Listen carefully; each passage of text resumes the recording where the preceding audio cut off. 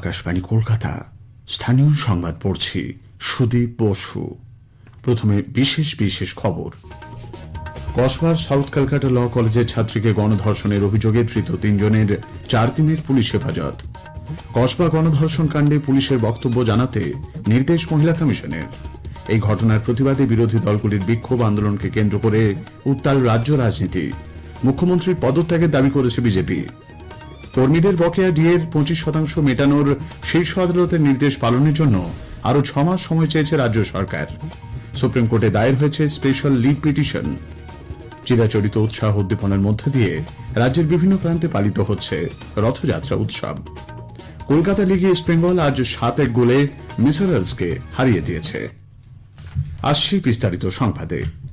দক্ষিণ কলকাতার কসবা সাউথ ক্যালকাটা ল কলেজে ক্যাম্পাসের ভেতর এক পড়ুয়াকে গণধর্ষণের ঘটনায় 3 জনকে গ্রেপ্তার করেছে পুলিশ। গত বুধবার কলেজের ক্যাম্পাসের ভেতরে এই ঘটনা ঘটে। ওই দিনই নির্যাতিতা তরুণী কসবা থানায় 3 জনের বিরুদ্ধে লিখিত অভিযোগ দায়ের করেন। এদের মধ্যে মূল অভিযুক্ত ওই কলেজেরই প্রাক্তন ছাত্র মনোজিৎ মিশ্র, শাসক দলের ঘনিষ্ঠ। বাকি 2 জন প্রমিত মুখোপাধ্যায় এবং জায়েব আহমেদ ওই কলেজেরই বর্তমান পড়ুয়া। নির্যাতিতার দাবি, ওই দিন সন্ধ্যে 7:30 থেকে রাত 10টা পর্যন্ত কলেজের একটি ঘরে তার উপর অত্যাচার চলে। ন্যাশনাল মেডিকেল কলেজে তরুণীর শারীরিক পরীক্ষা করা হয়েছে। পুলিশ তার জবানবন্দিও নিয়েছে।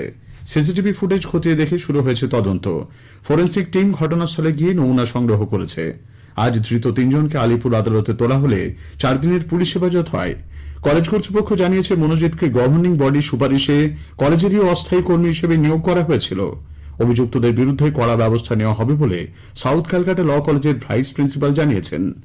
ইতিমধ্যে গণধর্ষণের ঘটনায় স্বতঃপ্রণোদিত হয়ে রিপোর্ট তলব করেছে জাতীয় মহিলা কমিশন। কমিশনের চেয়ারপারসন বিজয়া রাহাতকর এ ব্যাপারে কলকাতার পুলিশ কমিশনার মনোজ ভার্মাকে চিঠি লিখে উদ্বেগ প্রকাশ করেছেন। পাশাপাশি তিনি ভারতীয় ন্যায় সংহিতার উপযুক্ত ধারায় ওই ঘটনার সময় নির্দিষ্ট তদন্ত এবং ধর্ষিতার মেডিকেল ও আইনি সহায়তা নিশ্চিত করতে নির্দেশ দিয়েছেন। এক্ষেত্রে কি পদক্ষেপ করা হচ্ছে তা 3 দিনের মধ্যে বিস্তারিতভাবে রিপোর্ট আকারে জমা দিতে হবে। আইন কলেজের ছাত্রীকে গণধর্ষণের ঘটনায় বিরোধী বিভিন্ন দলের বিক্ষোভ আন্দোলনের জেরে আজ কসবা থানা লাগোয়া এলাকা রণক্ষেত্রের রূপ নেয়। বাম ছাত্র যুব সংগঠনের কর্মী সমর্থকরা দুপুরের পর কসবা থানা ঘেরাও করলে পুলিশের বিরুদ্ধে ব্যাপক লাঠিচার্জের অভিযোগ ওঠে। ডিসি সাউথ বিদিশা কলিতার নেতৃত্বে বিরাট পুলিশ বাহিনী সেখানে গেলে জটিল হয়ে ওঠে পরিস্থিতি। পুলিশের লাঠির আঘাতে বেশ কয়েকজন বাম কর্মী সমর্থক আহত হয়েছেন। আঘাত লাগে কয়েকজন পুলিশ কর্মীরও। এসএফআই আজ কলকাতা বিশ্ববিদ্যালয়ের সামনে এই ঘটনার প্রতিবাদে পথ অবরোধ করে বিক্ষোভ দেখায়। West Bengal junior doctors forum সহ চিকিৎসকদের কয়েকটি সংগঠনও আজ কসবা থানার সামনে বিক্ষোভ দেখিয়েছে। ল কলেজের এই ঘটনা আরজি করের ঘটনার পুনরাবৃত্তি বলেও WBJDF বিবৃতি দিয়ে জানিয়েছে। রাজ্য বিজেপির সভাপতি তথা কেন্দ্রীয় প্রতিমন্ত্রী সুকান্ত মজুমদার আজ নদিয়ার ভাতজাংলায় সাংবাদিকদের কাছে বলেন, এ রাজ্যে মহিলারা নিরাপত্তাহীনতায় ভুগছেন।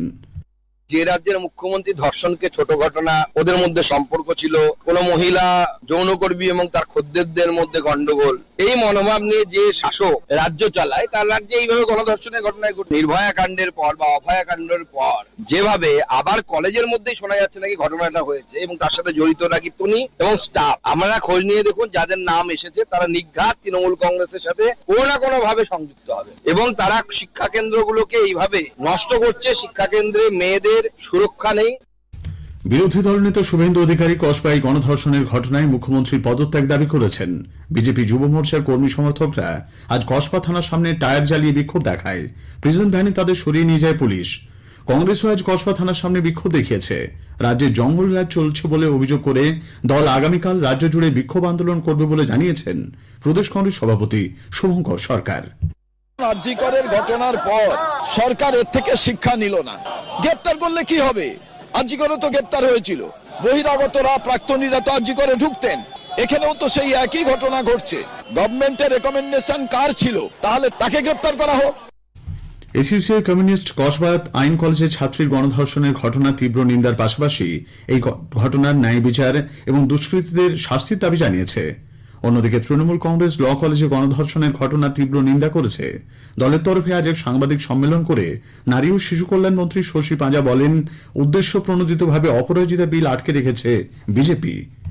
আমরা অপরাজিতা বিল যখন করি তার মধ্যে বিলটা তো আইন করতে দিল না, কিন্তু বিলে যা প্রভিশনস আছে এই রাজ্য সরকার কিন্তু সেই কাজটা আরম্ভ করে দিল। গুড়াপের 5 বছরের মেয়েটিও, যেটা 2024 হয়েছিল, রেপ এবং মার্ডার, সঙ্গে সঙ্গে সেই লোক অশোক সিংকে ধরা, চার্জশিট 14 দিনে দেয়া, পক্সো কেস দিয়ে 54 দিনেতে হয়ে গেল।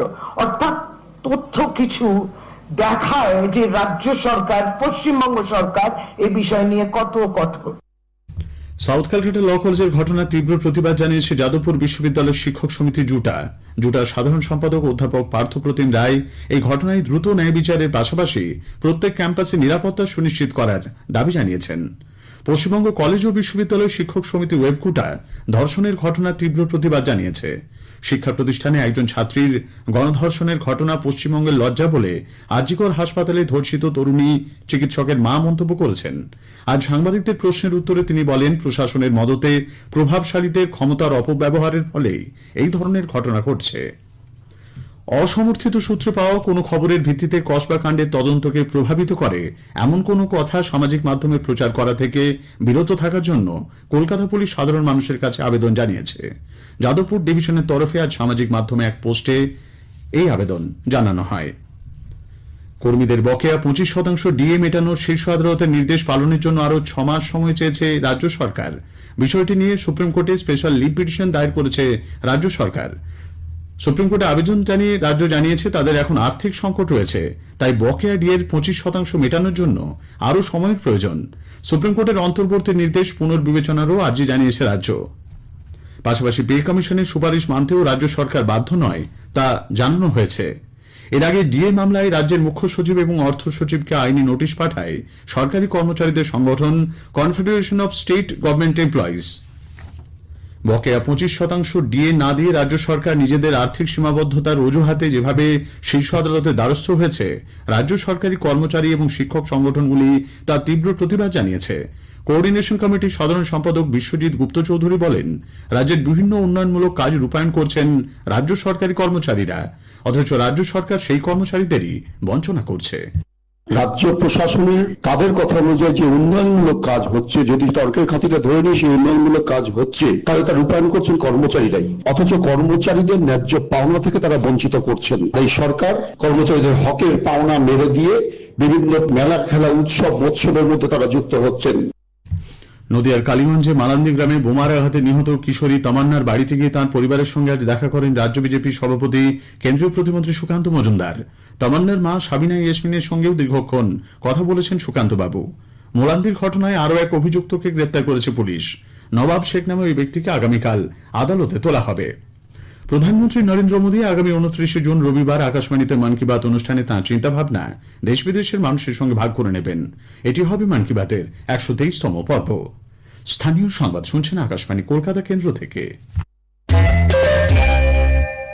আমাদের সংবাদ শোনা যাচ্ছে ইউটিউব চ্যানেল আকাশবাণী সংবাদ বাংলা, ফেসবুক, ইনস্টাগ্রাম আকাশবাণী সংবাদ কলকাতা এবং এক্স হ্যান্ডেল এআইআর নিউজ কলকাতাতে। চিরাচরিত উৎসাহ উদ্দীপনায় রাজ্যের বিভিন্ন প্রান্তে আজ পালিত হচ্ছে রথযাত্রা উৎসব। ওড়িশার পুরীতে এই রথযাত্রাকে ঘিরে সাজো সাজো রব। রাজ্য সরকারের মূল অনুষ্ঠানটি হচ্ছে দীঘায়। উপস্থিত রয়েছেন মুখ্যমন্ত্রী মমতা ব্যানার্জি। হুগলি জেলার শ্রীরামপুরে মাহেশের ঐতিহ্যবাহী রথযাত্রা এবছর 629তম বর্ষে পদার্পণ করেছে। এবছরেরই মন্দিরে পুরীর আদলে সিদ্ধযোগে নীলচক্র স্থাপনা এবং ধ্বজা উত্তোলন করা হয়। অন্যদিকে প্রায় 300 বছরের প্রাচীন হুগলির গুপ্তিপাড়ার বৃন্দাবন জিউর রথযাত্রা 250 বছরেরও বেশি পুরনো পূর্ব মেদিনীপুরের মহিষাদলের মদন গোপাল জিউর রথযাত্রাকে ঘিরেও অগণিত ভক্ত সমাগম হয়েছে। কলকাতা ইস্কনের রথযাত্রা উপলক্ষে পূজার্চনার পাশাপাশি নেওয়া হয়েছে বিশেষ নিরাপত্তার ব্যবস্থা। নদিয়ার মায়াপুরে ইস্কনের রাজাপুর জগন্নাথ মন্দির থেকে 3টি সুসজ্জিত রথ মায়াপুরে অস্থায়ী গুন্ডিচা মন্দিরের উদ্দেশ্যে রওনা হয়। কোচবিহারের মদনমোহন দেব এবার নতুন রথে মাসির বাড়ি যাচ্ছেন। রথযাত্রা উপলক্ষে শুভেচ্ছা জানিয়েছেন রাজ্যপাল সিভি আনন্দ বোস এবং মুখ্যমন্ত্রী মমতা ব্যানার্জি। উত্তর ওড়িশা এবং সংলগ্ন গাঙ্গেয় পশ্চিমবঙ্গের উপর অবস্থিত নিম্নচাপ অঞ্চলটি ক্রমশ দুর্বল হয়ে পড়ায় আজ দক্ষিণবঙ্গের জেলাগুলিতে বিক্ষিপ্তভাবে হালকা থেকে মাঝারি বৃষ্টির সম্ভাবনা। তবে পূর্ব মেদিনীপুর এবং 24 পরগনার কোথাও কোথাও ভারী থেকে অতি ভারী বৃষ্টি হতে পারে। কলকাতা লিগে ইস্টবেঙ্গল আজ বড় ব্যবধানে জয় পেয়েছে। নৈহাটি বঙ্কিমচন্দ্র স্টেডিয়ামে তারা 7 গোলে মিসারালসকে হারিয়ে দেয়।